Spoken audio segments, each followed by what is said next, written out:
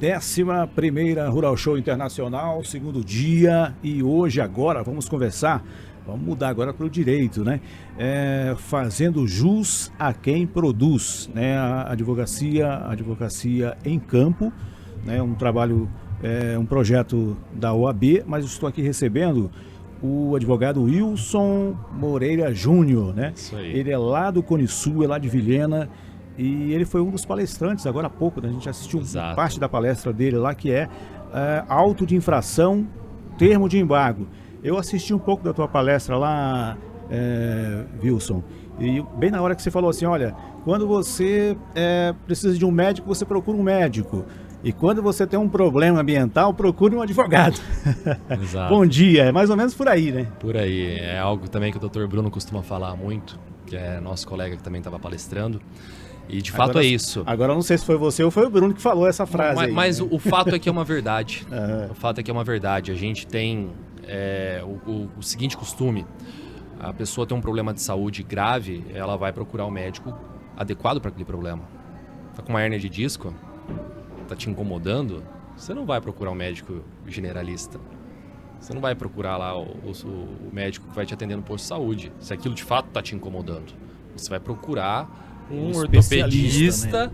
especialista, e veja bem, um ortopedista, que já é uma especialidade, especialista em hérnia de disco. E no direito tem isso também, porque querendo ou não no direito, e ele cada vez exige mais do profissional, as normas, elas acabam sendo muito específicas. Então, tudo bem, o advogado ele vai ter um bom conhecimento e vai poder atuar em qualquer área.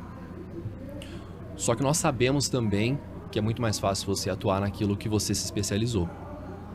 E o direito ambiental, ele traz um regramento, uma legislação que exige que esse advogado busque se especializar nesse ramo do direito para poder entender como resolver o problema do cliente dele da melhor forma possível.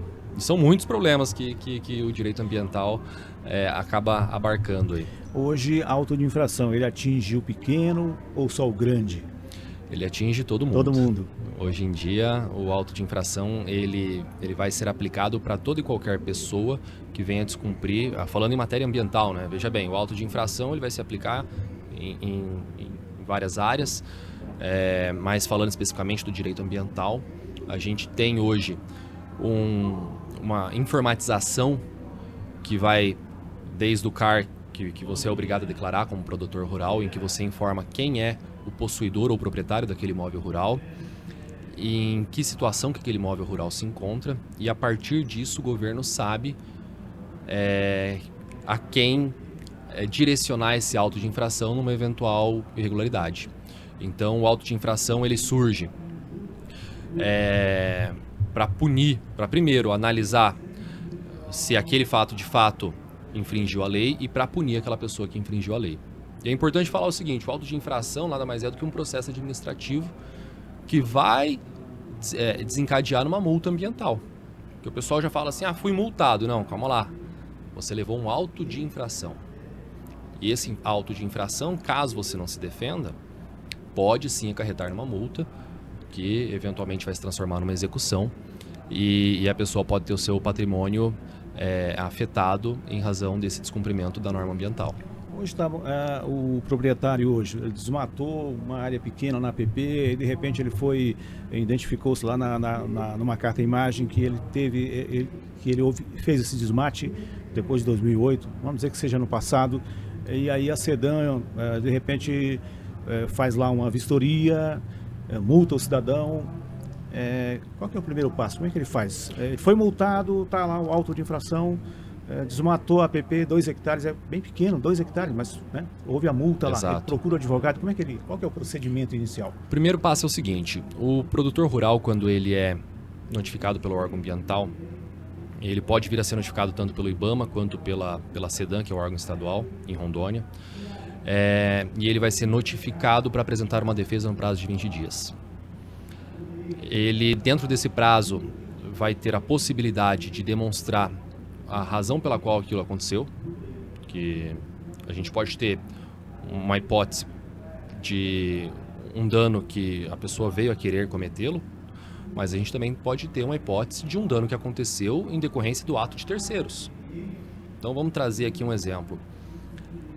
No período de seca, um incêndio florestal que veio de uma propriedade vizinha afeta a APP da propriedade rural, da sua propriedade rural.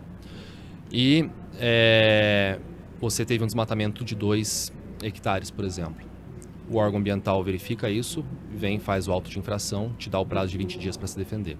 Você, nesse prazo de 20 dias, vai ter a oportunidade de demonstrar, primeiro, se aquele auto de infração foi expedido da forma correta, se a previsão legal que se aponta naquele auto de infração está adequada com o que de fato aconteceu. Além disso, você vai ter a possibilidade de demonstrar que não foi você que cometeu aquele dano. Estou trazendo para esse exemplo de um incêndio que veio do vizinho. Então, demonstrando isso para o órgão ambiental por meio de uma defesa jurídica, que, via de regra, o ideal é que seja acompanhado por um laudo elaborado por um engenheiro, você vai ter subsídios para mostrar que aquele dano ambiental, no caso, aconteceu, mas aconteceu sem um nexo de causalidade, que a gente chama, ou seja, não fui eu que cometi esse dano. O fogo veio do meu vizinho. Consequentemente, eu não posso ser punido por isso. E aí existem as hipóteses em que você consegue ter uma defesa que vai ser julgada procedente. Wilson, você falou do caso do engenheiro. Isso significa que o advogado é um trabalho, nesse caso, ou em alguns casos, é um trabalho multidisciplinar. É o Sem advogado, dúvida. é o engenheiro florestal, o agrônomo, depende da questão. Sem dúvida, porque querendo ou não, o papel do advogado é fazer a defesa jurídica. A defesa jurídica nada mais é do que você entender a legislação e como aquilo se aplica ao fato concreto. O que vai dar subsídio para essa defesa, muitas das vezes, é o laudo ambiental que vai ser elaborado, por exemplo, por um engenheiro florestal, que vai apontar a direção do fogo, por exemplo.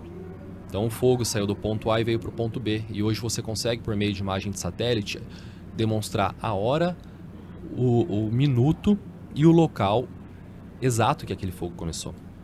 Isso é um trabalho que o laudo ambiental, que vai subsidiar a defesa, vai quase trazer. Uma perícia aí, né? É uma perícia. É uma perícia. Não deixa de ser uma perícia. Não deixa de ser uma perícia em que você aponta esses pontos para poder subsidiar a sua defesa. Wilson, só mais uma informação. A gente tem o tempo, você tem compromissos também. O que eu ia te perguntar você é do Cone Sul. Cone Sul, lá de Exato. Rondônia. Da cidade de Vilhena. Vilhena, Colorado, aquela região lá.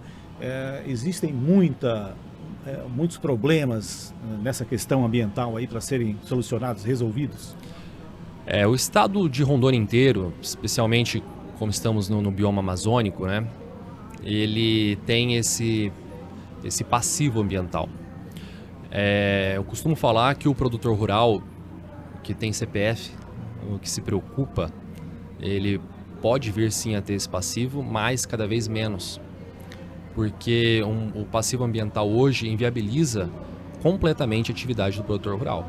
Ele não consegue vender o gado. Ele não consegue vender o gado, ele não consegue vender o grão, ele não consegue financiar a sua atividade.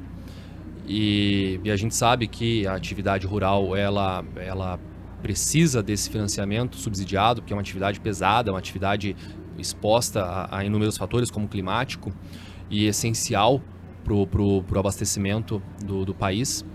Então, assim, no estado de Vilhena, na região do Cone Sul, isso acontece cada vez mais, porque as formas de monitorar o desmatamento, elas são cada vez mais tecnológicas. Acabou aquela história do produtor rural falar assim, não, eu vou desmatar lá na minha fundiária porque ninguém vai ver. Ninguém vai ver. O satélite vai ver, você pode ter certeza disso. E o auto de infração, e já está acontecendo isso, daqui a pouco o auto de infração vai chegar pelos correios. Então, não tem como escapar. Não tem mais como escapar. Wilson, foi um prazer falar com você. Como é que a gente encontra o advogado Wilson Moreira Júnior? Como é que a gente encontra? Encontra no Instagram, encontra numa visita em Vilhena, com certeza. A gente vai estar lá para tomar um café. E aí tem o meu Instagram também, V Moreira JR, Wilson Moreira Júnior, está ali à disposição. Eventualmente a gente vai auxiliando aquelas pessoas que se interessam por meio dessa plataforma digital. Muito bom, conversei aqui com o advogado o Wilson Moreira, ele já falou, é lá do Cone Sul, é de Vilhena. Nós conversamos aqui, falamos sobre um pouquinho, né? Só um pouquinho aqui, sobre auto de infração, as defesas, o formato, como que você pode se defender, termo de embargo, alguma coisa assim. E daqui a pouco a gente volta para falar mais, um pouquinho mais, só que com outro advogado, que é o doutor Bruno. Doutor Bruno, daqui a pouco a gente conversa com ele, inclusive fala um pouquinho do Fazendo Jus, nós não falamos aqui, que é o Fazendo Jus, a quem produz uma ação aí da OAB. É a 11ª Rural Show Internacional.